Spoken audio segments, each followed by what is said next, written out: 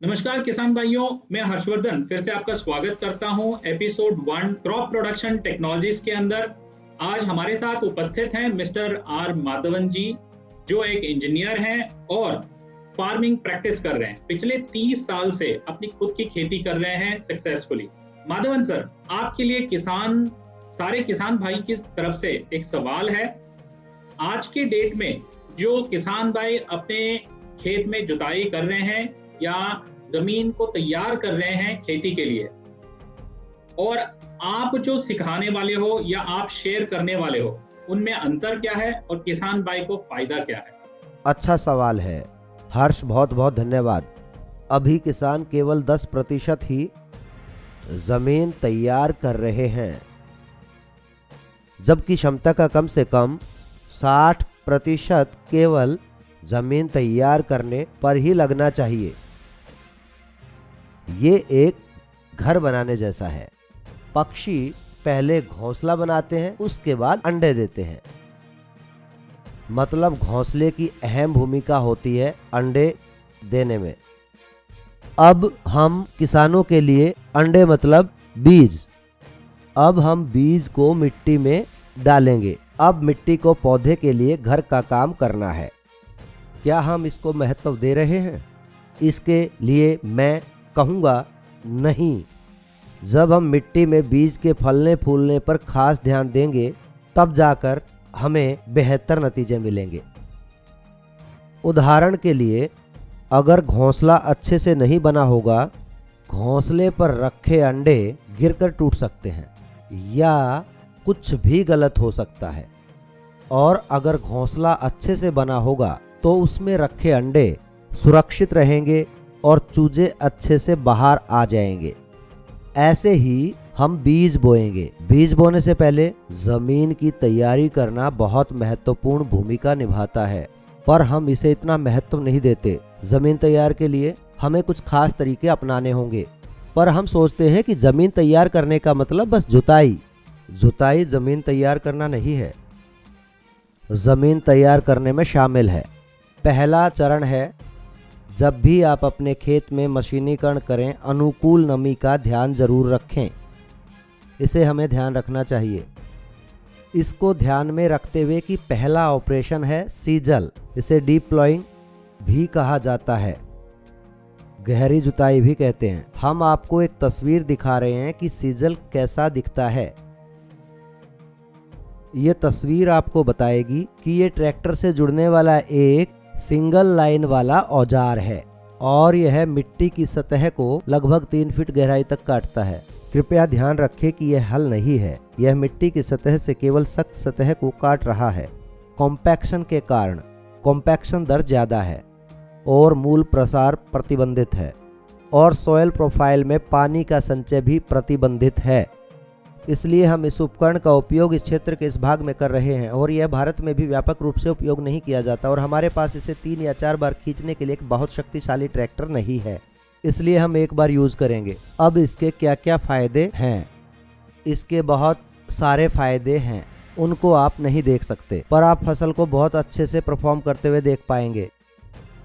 एक किसान के रूप में मेरे अनुभव से मेरी उत्पादकता में वृद्धि हुई।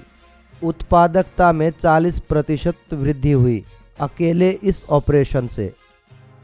भारत में अधिकांश किसान इसका अभ्यास नहीं कर रहे हैं, जो बहुत दुर्भाग्यपूर्ण है। अब मैं इस खास उपकरण के महत्व और इसके उपयोग के बारे में आपको मैं बताने जा रहा हूं।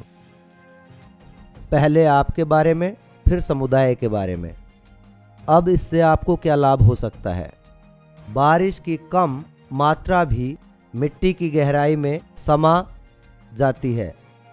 वर्तमान में क्या हो रहा है कि मिट्टी के संघनन के कारण लगातार बारिश की वजह से ट्रैक्टर चलने और मनुष्य चलने के कारण सतह बहुत सख्त हो गई है। बहुत सख्त, एकदम तवे की तरह। आपको उस तवे को कूटना होगा ताकि बारिश का पानी नीचे जा सके।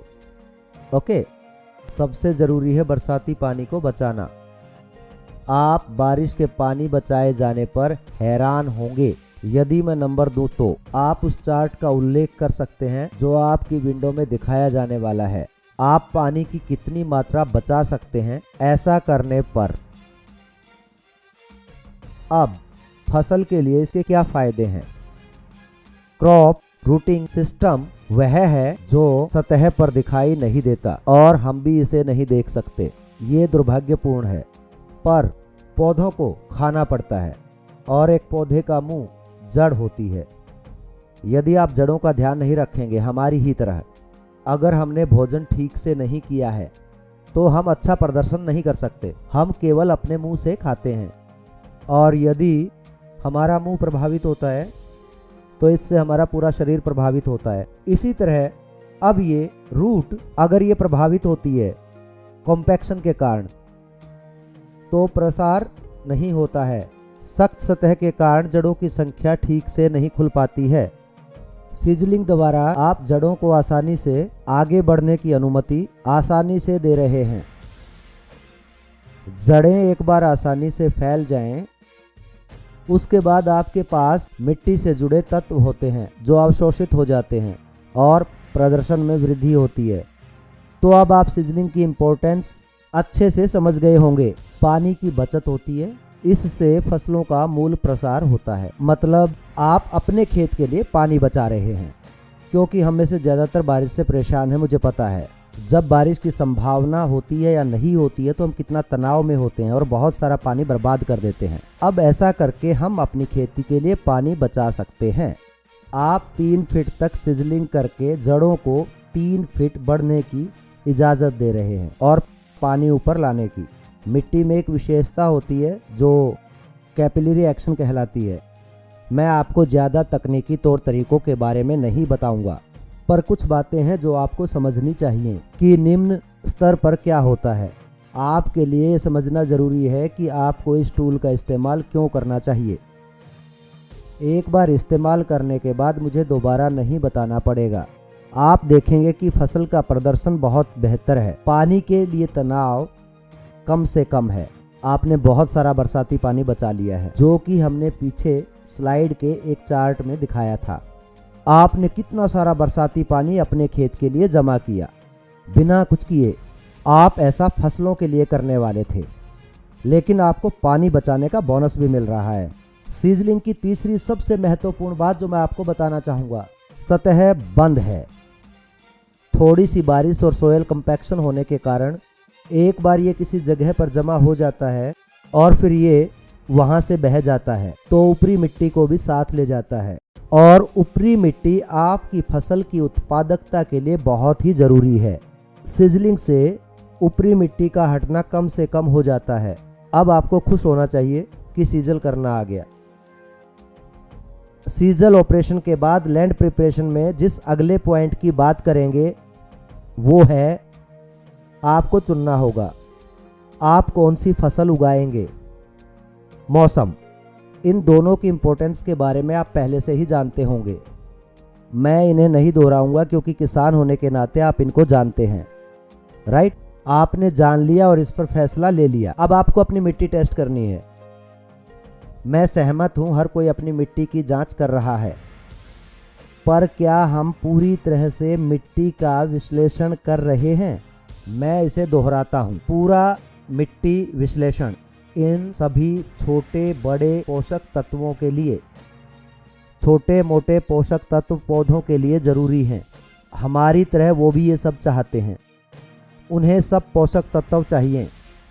अब मैं कहता हूँ मिट्टी जांच खून की जांच के बराबर है। मिट्टी की जांच ज़रूरी है। हम इसे खून की जांच की तरह ज़रूरी नहीं मानते हैं। यदि आपका सही ब्लड टेस्ट, तो कैसे डॉक्टर सही से दवाई देकर आपको ठीक करने में मदद कर सकते हैं, उसको जाने बिना हम नहीं कर सकते। सही मिट्टी विश्लेषण के लिए सबसे ज़रूरी मिट्टी के सैंपल्स को इकट्ठा करना। उसके लिए हमारे पास एक चार्ट है जिसमें आपको दिखा रहे हैं, जिसे सोयल प्रोब कहते हैं। ये एक कोर बैरल की तरह है। इसे बस 9 इंच की गहराई में अंदर डालें और अंदर ही मिट्टी इकट्ठी हो जाएगी। हमें इसे पूरे क्षेत्र में ले जाना होगा अलग जगहों पर, ताकि हमें मिट्टी का प्रतिनिधि मिल जाए और इससे हम अपने क्षेत्र को दिखाएं। हम एक चार्ट दिखाने जा रहे हैं जिसमें मिट्टी को इकट्ठा करना बताया गया है। हम मिट्टी को उस चीज से वापस लाए। हम मिट्टी को इकट्ठा करेंगे, अच्छे से मिलाएंगे और सजातीय मिश्रण करेंगे और इसे सपाट करके 4 हिस्सों में बांट लेंगे।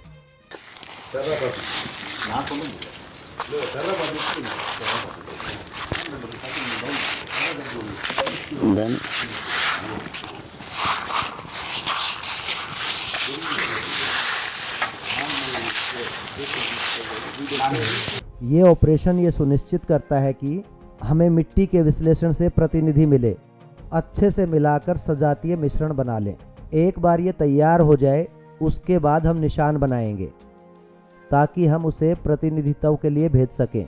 मान लीजिए ये A8 पर इकट्ठी की गई है तो हम ये लिखेंगे,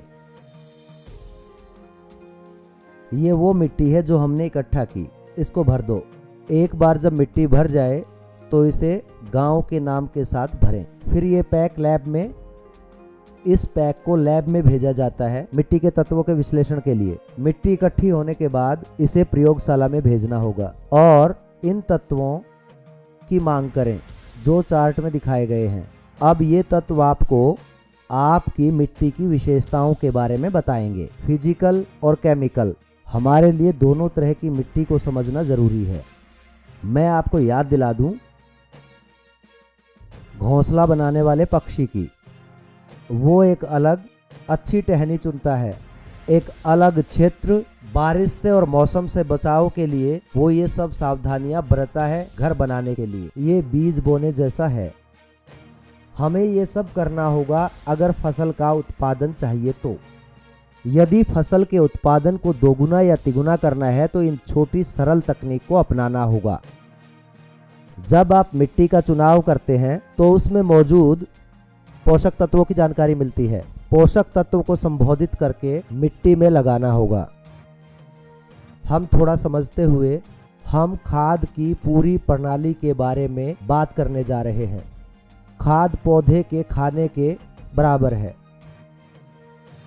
खाद पौधे के खाने के बराबर है। जैसे हमें भोजन चाहिए, कुछ इसी तरह के खाने की उनको भी जरूरत है, जिसके लिए पौधों के पास भौतिक और रासायनिक दोनों तरह की विशेषताएं हैं। केवल ये अंतर है कि हम बात कर सकते हैं कि पौधों की तरफ से भी हमें ही बात करनी पड़ेगी। पौधे बात नहीं कर सकते क्योंकि पौधे केवल लक्षण दिखा सकते हैं, इसलिए हमें उन लक्षणों को देखना होगा। इसी कारण मैंने कहा टूल्स मिट्टी के विश्लेषण के संग्रह में अहम भूमिका निभाते हैं। अब किसान होने के नाते आपको यह पता होना चाहिए कि मिट्टी का परीक्षण क्यों जरूरी है। अब मैं एक बीज बोने जा रहा हूँ। इन पौधों को फलने फूलने के लिए बहुत से पोषक तत्वों की जरूरत पड़ती है। कैसे जाने कि मिट्टी में कौन से पोषक तत्व मौजूद हैं और अपनी फसल में कितने पोषक तत्व मिलाएं? कैसे जानेंगे? आप आंख बंद करके नहीं कह सकते कि 100 किलो डाल दो, 200 किलो डाल दो। ऐसा नहीं कर सकते हैं। तो आपको पहले ये जानना होगा क्या मौजूद है और फसल की क्या ज़रूरत है। अब हमें दोनों का पता है। कैसे जाने? मौजूदा तत्वों का पता करने के लिए मिट्टी परीक्षण करना होगा। मिट्टी की जांच से पता चलेगा कि क्या मौजूद है। आप पहले से जानते हैं कि फसल को क्या चाहिए, क्योंकि आप फसल चुनेंगे। वो ज्वार हो सकती है, वो कपास हो सकती है, शिमला मिर्च, बंद गोभी, कोई भी फसल आप पहले से जानते हैं, गन्ना या कुछ भी। सबसे पहले जाने कि आपकी मिट्टी में क्या है। ये बिल्कुल ऐसे है, मैं एक उदाहरण देता हूँ। आप अपनी शादी के लिए 1000 लोगों को बुला रहे हैं। पहले आप अपनी रसोई में जाकर देखेंगे कि वहां पर कितना चावल और कितना गेहूं मौजूद है। आप सीधे दुकान पर जाकर चावल और गेहूं का ऑर्डर नहीं देने वाले। आप अपने स्टोर में जाकर देखेंगे कि वहां कितना सामान है और कितने लोग आने वाले हैं।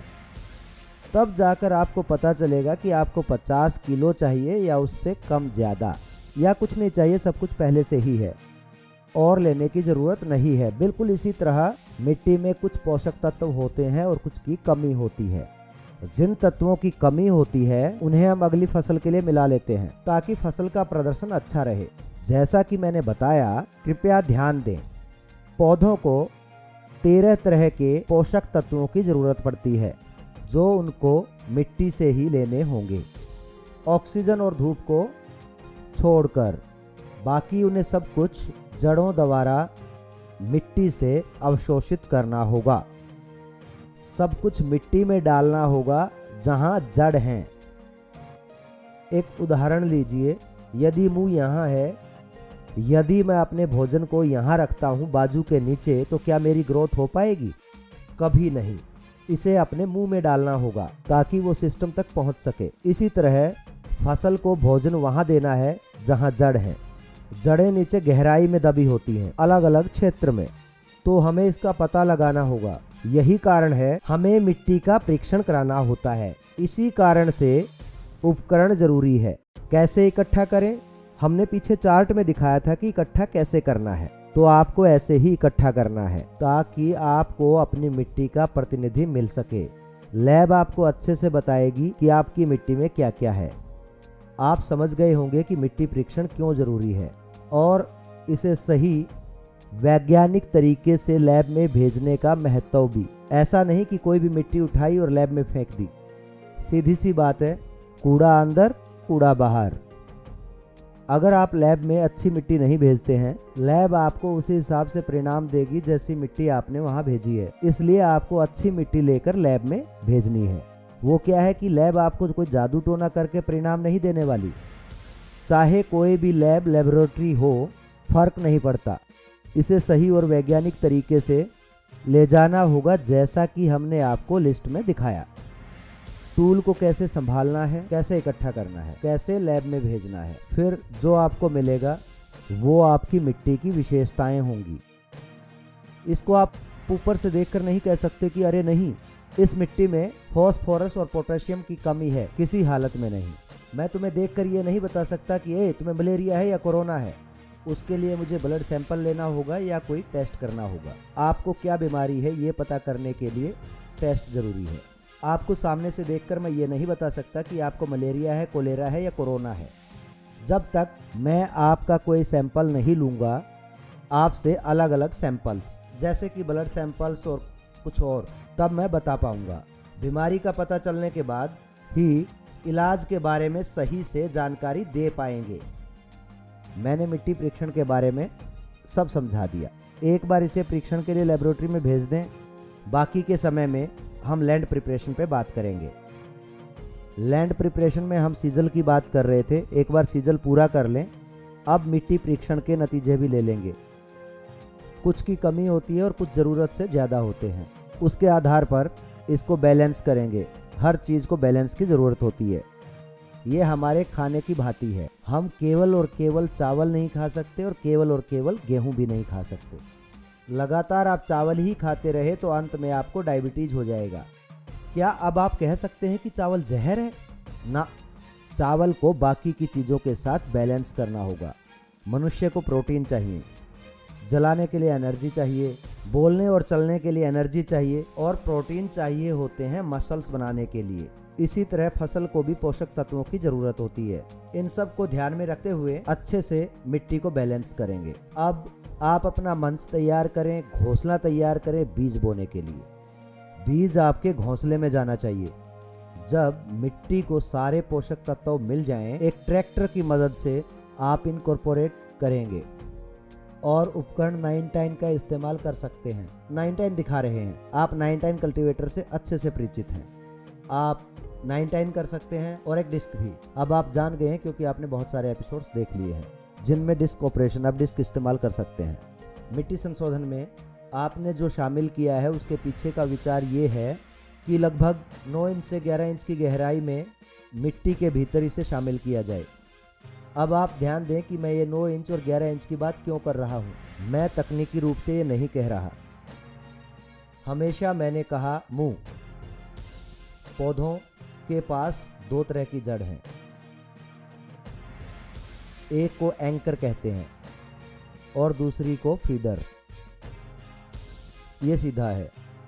एक, उन्हें हवा या किसी भी तरह के दबाव से बचाकर मिट्टी में रखते हैं, और दूसरा, इधर उधर जाकर सफाई करते हैं। सफाई यानी मिट्टी से पोषक तत्व लेकर खाना। ये खाने वाली जड़ें ऑक्सीजन जोन में होती हैं। जैसे जैसे आप गहराई में जाएंगे ऑक्सीजन लेवल कम हो जाएगा, मतलब नीचे जाने के साथ एक्टिव फीडिंग कम हो जाएगी। इसलिए मैंने कहा कि 9 से 11 इंच की जगह जड़ों को तत्व सोखने के लिए देनी चाहिए। आप यहाँ एक सवाल पूछ सकते हैं। मैंने कहा कि सिजलिंग से जड़ें गहराई तक जा सकती हैं। कुछ ही देर पहले मैंने बताया इन्हें टैप रूट्स कहा जाता है, मतलब कि वो लंबाई में 5 फीट की गहराई तक बढ़ सकती हैं अगर बढ़ने दें तो। 5 फीट मतलब कि वो उतनी गहराई तक पानी को सोख सकती हैं। आप सब जानते हैं कि पानी किसान के लिए कितना ज़रूरी है, इसीलिए मैंने सीजल के बारे में बात की। अब हम बात करेंगे पौधे और ज़मीन की तैयारी के बारे में। ये आपस में जुड़े हुए हैं। पौधा एक दूसरे से जुड़ाव का क्षेत्र है, इसीलिए मैंने कहा कि इसका 60% समय अकेले भूमि तैयार करने में लगता है, क्योंकि यह आपकी 50% उत्पादकता को निर्धारित करेगा। यदि भूमि तैयार करते वक्त कुछ भूल जाते हैं तो आपकी उत्पादकता में बहुत भारी नुकसान हो सकता है, जिसकी भरपाई नहीं की जा सकती। आप सभी जानते हैं खेती में मौसम की महत्वपूर्ण भूमिका होती है। आप एक दिन भी नहीं छोड़ सकते। आप पीछे जाकर सारा काम नहीं कर सकते, ये नामुमकिन है। हमें प्रकृति के साथ काम करना है। हमें एक क्रम तैयार करना होगा। हम किसी भी तरह समय बर्बाद नहीं कर सकते। जब हम योजना बनाते हैं हमें 50% महत्व केवल उत्पादकता को देना होगा, और इसीलिए आपका 60% समय खेती के दौरान जमीन की तैयारी करने में ही लगाना होगा। आप कर चुके। आपने मिट्टी के इनपुट को लागू किया है और शामिल किया है। बीज को सपाट सतह पर प्रसारित करने की बजाय ये सही रहता है, ये बेहतर है। मैं इसकी महत्वता के बारे में बाद में सिंचाई वाले एपिसोड में विस्तार से बात करूंगा। ये एक अहम भूमिका निभाता है। देखें, मैंने इस पूरे समय में भूमि की तैयारी को कनेक्टिविटी के रूप में बताया है। मैंने सीजल की बात की थी, अब सॉइल प्रिपरेशन की बात करूंगा, जो मिट्टी की जांच है। मैं आपको पौधों को लगाने का तरीका बताऊंगा। अब मैं इसे इरिगेशन की ओर ले जाऊंगा। ये सब आपस में जुड़े हैं। इसी तरह भूमि की तैयारी इस क्षेत्र में आपकी परेशानियां हल कर देती हैं। दुर्भाग्यवश हम इसे इग्नोर कर रहे हैं। मैं दुखी हूं कि हमारे किसान इस महत्वपूर्ण क्षेत्र से हटकर किसी और क्षेत्र में अपना ध्यान लगा रहे हैं, जहां दुर्भाग्यवश उन्हें कोई परिणाम नहीं मिलेगा। एक बार अंडा देने के बाद आप घोंसले में कोई बदलाव नहीं कर सकते। इससे आप सहमत होंगे। देखिए, एक पक्षी कितना समझदार होता है। वह केवल अच्छे बने हुए घोंसले में ही सुंदरता से अंडे देता है।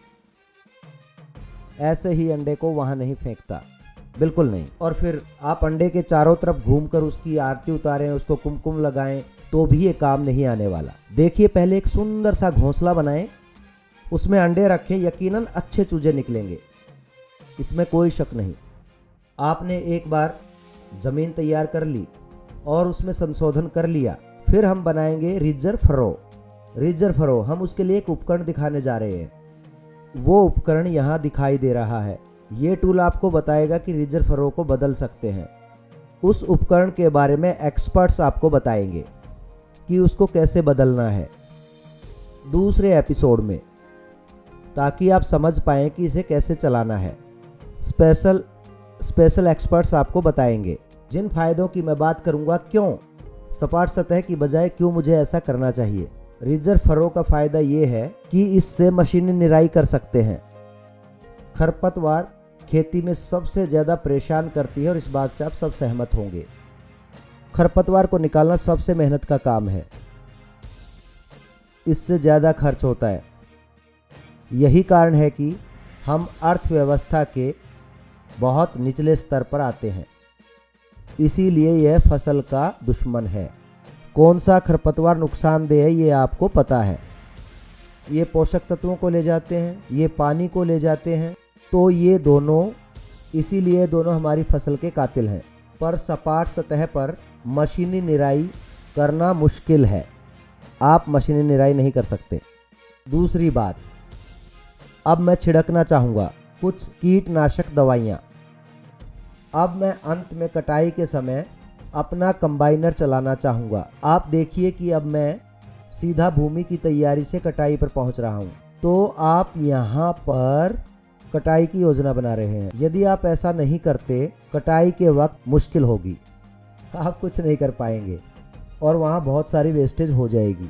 वहाँ ये एक बहुत मुश्किल मुद्दा बन जाएगा। वहाँ ये सब आपको अपने आप करना पड़ेगा, और अपने आप करना कितना मुश्किल भरा काम है। मैं नहीं कहता कि मानवीय ताकत को हटा दें, मैं ये नहीं कह रहा कि मशीन इस्तेमाल करें, लेकिन कैसे बढ़ाएं। मानिए कि मैं 100 किलो वज़न उठा सकता हूँ, तो क्या कोई ऐसा उपकरण है कि मैं 500 किलो उठा सकूँ? मतलब मुझे अब भी काम करना है, लेकिन और कुशल तरीके से। तो जो कुशलता है उपकरण के साथ आती है। यही कारण है कि हम इन ऑपरेशंस के लिए रीजर फरो यूज करते हैं। जो अब मैं सिंचाई और कटाई के पार्ट में बात करूंगा, ये उससे कहीं ज़्यादा है। रीजर फरो पर अगली बात जो मैं आपको अभी बताना चाहूँगा वो है जनसंख्या। आपकी उत्पादकता में पौधों की संख्या एकड़ के हिसाब से आपकी उत्पादकता में बहुत महत्वपूर्ण भूमिका निभाती है। मतलब अगर मैं आपको एक उदाहरण दूं, उदाहरण के तौर पर मक्का, आपको एक फ़ोटो दिखाई गई है जो कि मक्के की फ़ोटो है, जहां ये छिलके के साथ आता है। अब पौधों को एक जितनी मात्रा में धूप चाहिए। इसका मतलब आपको अपनी 1 एकड़ की ज़मीन में फसलों को ज़रूरत अनुसार जगह देनी होगी ताकि वो सूरज से रोशनी लेकर काम कर सकें। सूर्य की एक अहम भूमिका है, आप सब जानते हैं। किसान के रूप में कटाई के दिन सूर्य पूजते हैं। क्या मतलब? सूर्य की अहम भूमिका होती है, मतलब हमें हर एक पौधे को अच्छे से धूप देनी होगी, जो कि आप बस रीजर फ्रो से कर सकते हो। मतलब पौध संख्या की सही योजना बनाई जा सकती है। एक बार आप अपनी फसल पर आधारित पौध संख्या की योजना बना लें, आपको फसल की एक किस्म को चुनना है और इसका एक क्रम है। अब हमारे पास उपयोग के लिए एक ट्रैक्टर है, जिससे हम अपने सारे काम कर सकते हैं, चाहे वो सीजल हो, चाहे वो पेस्ट मैनेजमेंट हो, रीजर फरो या कुछ और। कटाई, इसके लिए हम एक ट्रैक्टर या कंबाइनर को भी किराए पर ले सकते हैं। इसके लिए हमारी ज़मीन तैयार होनी चाहिए, है ना, ताकि ट्रैक्टर अंदर जा सके। अब इसका भी क्या फ़ायदा है कि आपके पास मशीन है पर ख़राब ज़मीन की वजह से अंदर नहीं ले जा सकते। अब रीजर फरो के फ़ायदे ये हैं, सबसे ज़रूरी, अचानक बारिश आ जाती है, सपाट सतह पर पानी खड़ा हो जाता है। मैं थोड़ा पीछे जाऊंगा। पानी खड़ा होता है क्योंकि आपने सिजलिंग नहीं की थी। पानी का खड़ा होना मतलब जड़ें जिन्हें खाना था और दिखाना था, और अब ये चोक हो चुकी हैं, चोक यानी कि जाम। उदाहरण के लिए मैं प्यासा हूँ, ठीक, मुझे गिलास में पानी दिया गया है, मतलब मुझे गिलास से पानी पीना है। मैं प्यासा हूँ, इसका मतलब ये नहीं कि आप 5 हॉर्स पावर का पंप चालू करके मेरे मुंह में डाल दें और कहें कि लो अब पियो। ऐसा ही अब हम कर रहे हैं, और ऐसा ही बारिश करती है, और हम बारिश नहीं रोक सकते। हमें बारिश चाहिए, पर बारिश को मैनेज कैसे करें? अपनी परी से हम अपनी ज़रूरत और काबिलियत के अनुसार, ताकि उसे सही से यूज करें, इसलिए हम ये उपकरण यूज कर रहे हैं। सपाट सतह पर ज़्यादातर भारत के किसान, जब भी मैं भारत में घूमता हूँ, मध्य प्रदेश में सोयाबीन उगा रहे हों, या महाराष्ट्र में गन्ना उगा रहे हों, या दक्षिण में जाएं तो कर्नाटक में सब्जियां उगाते लोग, सपाट सतह पर और अच्छे से न किए जाने पर पौध संख्या कम होती है।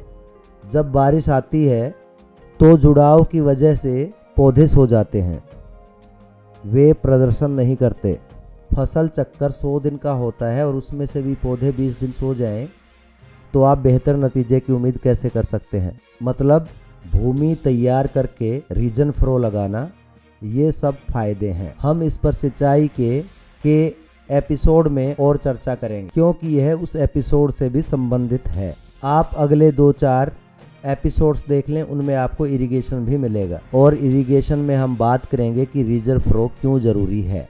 एक बार रिजर्व फ्लो हो जाए, हाँ ठीक है हम ये कर चुके हैं। अब भारत की ज़्यादातर मिट्टी के उपजाऊपन में पोषक तत्व बहुत कम मौजूद हैं। हम चाहेंगे कि ये फसल पोषक तत्व ले अपने मुंह पर। जैसा मैंने बताया, जड़ या मुंह, तो मुझे ये जड़ों में देना होगा। कैसे दूंगा? रिजर्व फ्लो के बाद एक टूल है जो कि स्क्रीन पर दिखाया गया है। इसे खाद की प्लेसमेंट कहते हैं।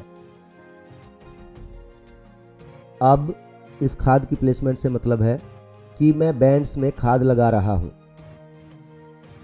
वो धरती के नीचे एक अलग गहराई में बैंड से लगाए गए हैं। अब ये गहराइयां भी अहम है। जैसा कि मैं आपको बार बार बोल रहा हूं कि जड़ें फैलती हैं। अगर वो बढ़ते हुए पोषक तत्व देखते हैं तो वे उसे सोखने के लिए कूद पड़ते हैं, और हम इन्हें बिल्कुल जड़ों पर रख रहे हैं, अलग गहराई पर। अब वो काम ये उपकरण कर रहा है। इन उपकरणों पर चर्चा अलग एपिसोड में करेंगे। टूल के बारे में आपको अलग से समझाया जाएगा। मैं यहाँ पर केवल और केवल क्रॉप प्रोडक्शन पर ये टूल यूज करना है बस। इसको कैसे चलाना है, कैसे लगाना है, कैसे यूज करना है, ये हम आपको अलग से शॉर्ट में समझाएंगे। इन उपकरणों के साथ टेक्निकल एक्सपर्ट्स आपको बताएंगे कि इन उपकरणों को ट्रैक्टर के साथ कैसे लगाना है। यह आपके लिए बहुत आसान होगा। हमारे टेक्निकल एक्सपर्ट्स आपसे इस विषय में बाद में बात करेंगे किसी और एपिसोड में। खाद डालने के उपकरण पर मैं कहना चाहूंगा, मैंने 13 तत्व पर जिक्र किया था। कैसे ये 13 तत्व आपको समझना होगा कि यहाँ 2 पार्ट हैं, एक मोबाइल और एक इमोबाइल। मैं आपको उलझाऊंगा नहीं। मोबाइल मतलब वे जड़ों के स्थान तक नीचे बढ़ सकती हैं। कुछ तत्व हैं जैसे पोटाश, वो स्थिर हैं, मतलब अगर आप सतह पर लगाएंगे, हाँ मिट्टी की ऊपरी सतह पर। जड़ कहाँ है? मिट्टी के नीचे। और आपने खाना कहाँ डाला है? सतह पर। अब ये फसल को कैसे मिलेगा? जैसा कि मैंने आपको कहा, मेरा मुंह यहाँ है और आप खाना मेरी बगल में देने की कोशिश कर रहे हैं, तो मैं कैसे बढ़ पाऊंगा? अगर मुझे बढ़ना है तो मुंह में खाना डालना होगा, पर आप मुंह को नज़रअंदाज करके खाना कहीं और डाल रहे हैं और हैरान है कि मेरी फसल बढ़ क्यों नहीं रही। अब ये खाद डालने वाला उपकरण बिल्कुल जड़ों पर खाद डालता है, बीज बोने से भी पहले। देखिए अभी आपने बीज भी नहीं लगाया। इसे कहते हैं जमीन की तैयारी, इसीलिए 60% अकेले इसको दिया गया। अब ये खाना जो कि स्थिर है, इस उपकरण की मदद से बैंड में दिया जाता है। स्थिर होने के कारण ये पौधे को खुद लेना होगा। यूरिया का उदाहरण ले लीजिए। आप यूरिया से अच्छी तरह परिचित हैं। अगर आप यूरिया डालेंगे यह आसानी से नीचे जाएगा, लेकिन अगर आप पोटेशियम या फिर फॉस्फोरस डालेंगे ये नहीं जाएगा। ये फसल में गैर मौजूद होके यह केवल मिट्टी की सतह पर रहेगा। तो इसका मतलब 100 दिन तक ये सतह पर ही रहेगा। यदि कभी ज़्यादा बारिश हुई तो मैं बता रहा था, बहाव के साथ ये भी साथ में ही बह जाएंगे और ये नदी नालों में गिर जाएंगे। और यही कारण है कि हमारे सारे तालाब बहुत हरे भरे हैं।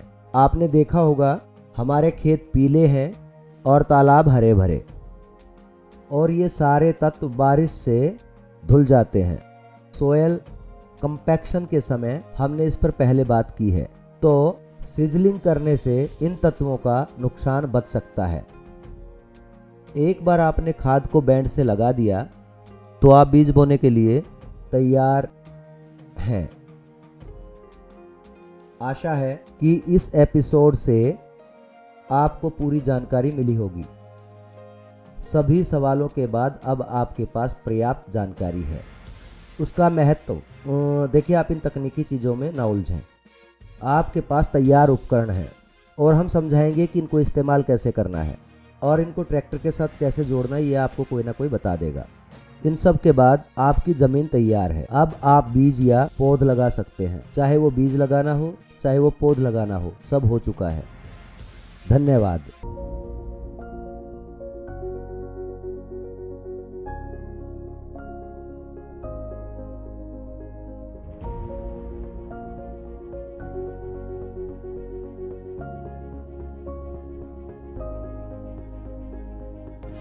बहुत धन्यवाद सर। आज आपने बहुत मुख्य जानकारी दिया पूरे अपने किसान भाइयों को कि खेती के बारे में, और वो भी स्पेसिफिकली खेत कैसे तैयार करना है खेती के लिए।